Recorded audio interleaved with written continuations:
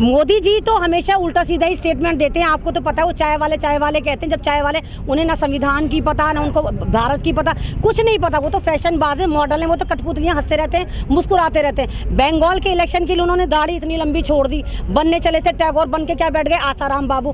तो उनके कहने से कुछ नहीं होता। ममता बनर्जी वहाँ की पहली पसंद है। ममता बनर्जी को लोग बहुत ज़्यादा मोहब्बत करते हैं। ममता बनर्जी के आगे पीछे तो कोई है नहीं कि वो दौलत छोड़कर जाएंगी। कर्नाटक भवन में देखा नहीं आपने, क्या सेक्स स्कैंडल पकड़ा गया नहीं। तो बीजेपी में तो खुली छूट है। चिन्मयानंद किसका है? बीजेपी का था। सेंगर किसका था? बीजेपी का था। ये कौन है? तमाम के तमाम बलात्कारी लोग हैं। तो बीजेपी का तो नाम ही है भारतीय बलात्कारी पार्टी, भारतीय दंगा पार्टी। तो इनकी तो अब तो भारतीय जंगल पार्टी भी होगी, क्योंकि तमाम जानवरों को लेके जा रहे हैं। कोई किंग कोबरा कह रहा है, कोई काला कौवा कह रहा है, कोई कुछ कह रहा है। तो ये इंसानों की पार्टी नहीं रही, ये जानवरों की पार्टी है। तो महिला को आरक्षण देंगे, आपको 2 करोड़ जॉब दी, आपको 15 लाख दिया, क्या दिया? भारत को डिजिटल करा।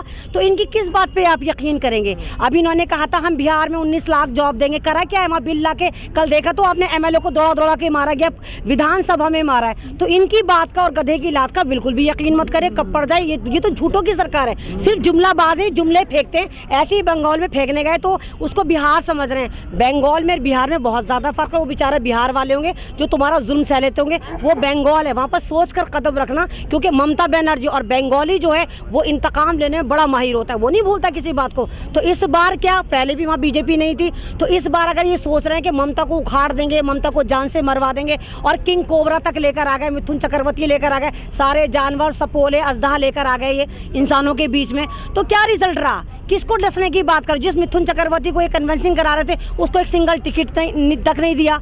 तो जिस ममता ने उसको मेंबर ऑफ पार्लियामेंट बनाया था, बीजेपी ने उसको एमएलए तक नहीं बनाया। तो इनके सारे हथकंडे फेल रहेंगे, चाहे कोबरा उठा लाएं, चाहे टाइगर उठा लाएं, चाहे गीदड़ उठा लाएं, क्योंकि बंगाल में जानवर थोड़ी रहते, इंसान रहते हैं। तो इंसान जो है वो इंसानों की भाषा समझेंगे, इन जानवरों की भाषा बिल्कुल भी नहीं समझेंगे।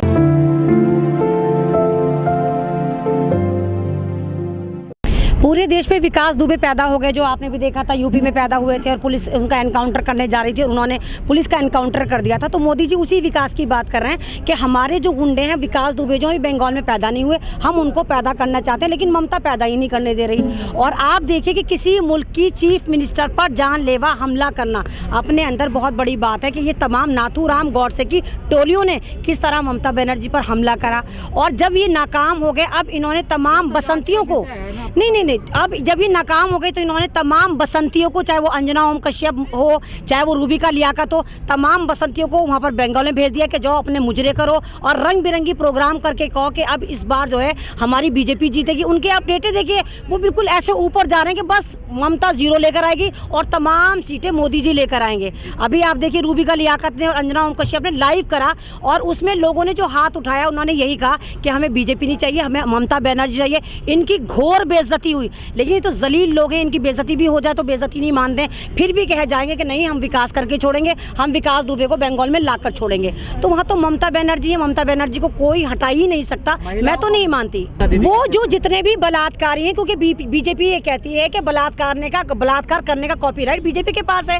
अब मिथुन चक्रवर्ती बलात्कारी, उसका बेटा बलात्कारी, तो बीजेपी ने कहा देख हम इस पे केस कर देंगे, हमारी पार्टी में आ जाएगा तो हम तुझे क्लीन चिट दे देंगे, क्योंकि कॉपीराइट बलात्कार का सिर्फ बीजेपी के पास है, इसलिए मिथुन चक्रवर्ती वहां चला गया। आप देखिए ना, मिथुन नहीं, तमाम नेता बलात्कारियों भी, कांग्रेस का गया था कर्नाटक भवन में पकड़ा गया, जब तक कांग्रेस में था साफ सुथरा था। बीजेपी में आया, बीजेपी ने कहा कि भारत की लड़कियां, औरतें माली गनीमत लूट लो। मुझे तो यहाँ पे केजरीवाल की सारी चालाकी लगती है। मुझे तो लगता है केजरीवाल मिला हुआ है, और केजरीवाल ने खुद कहा कि ले भाई मेरे सारे इख्तियार बंद कर दे, ताकि किसान यूं ना कहे केजरीवाल हमारी नहीं सुनना, मुसलमान यूं ना कहे कि हमारे पे कोई कार्रवाई नहीं हुई। क्योंकि आप खुद देखो, जब बीजेपी सरकार कभी तो महाराष्ट्र की सरकार गिराने की बात करती, कभी राजस्थान की गिराने की बात करती है, अरे उसके पाँव के नीचे है केजरीवाल, यहाँ क्यों नहीं खरीदो फरोख्त करती? यानी केजरीवाल और मोदी दोनों एक ही तले के चट्टे पट्टे हैं। तो केजरीवाल ने खुद कहा भाई मैं आगे काम कर लूंगा, तू मेरे सारे इख्तियारात बंद कर दे, मैंने दिल्ली को जितना बर्बाद करना था कर दिया, अब मैं और नहीं कर सकता, मेरे से सारे इख्तियारात छीन ले, क्योंकि किसान भी इस पर चढ़ाई कर देंगे केजरीवाल पर। तो यहाँ पर मुझे केजरीवाल की चाल लग रही। केजरीवाल ने खुद कहा सेंट्रल गवर्नमेंट से कि मुझे ऐसा बना दे जैसे भारत का राष्ट्रपति है,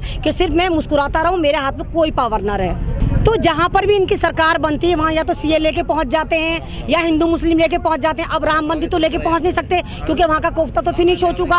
अब वहाँ पर मोदी जी या शाह जाकर वो तो तशे तो ढोएंगे नहीं कि ईंटें लगाएंगे। जितनी नफरतें फैला दी। अब एनआरसी का फिर चुगा लेकर आ गए क्योंकि इनको तो हिंदू मुस्लिम करना है। कभी जवानों को ज़मीन पर बिठाना है, कभी स्टूडेंट को ज़मीन पर बिठाना है, कभी किसानों को बिठाना है। इनको तो भारत की ऐसी की तैसी मांडी जो ये मार चुके हैं और इनको पता है सन 2024 में ये कहीं से कहीं तक आते नजर नहीं आ रहे। भारत में अब के मेरा ख्याल जहाँ तक है गठबंधन की सरकार आएगी। इनके कहने से क्या होता है, तो हम भी तो बीजेपी को कह रहे हैं भारतीय बलात्कार पार्टी, भारतीय जुमलाबाज पार्टी, भारतीय जंगल पार्टी। इनके कहने से क्या होता है, अगर ममता बनर्जी खराब होती तो वहाँ के लोग ममता बनर्जी के लिए मरने मनाने को तैयार नहीं होते। आप दिल्ली में किसी बंदे से पूछे वो मोदी के लिए मरने को तैयार है, मोदी को मारने के लिए तैयार, मरने के लिए कोई तैयार नहीं है। और बंगाल में आप किसी से पूछे वो तमाम के तमाम ममता बनर्जी पर अपनी जान निछावर करने को तैयार है। अगर ममता दीदी जीत गई तो ईवीएम खराब नहीं है?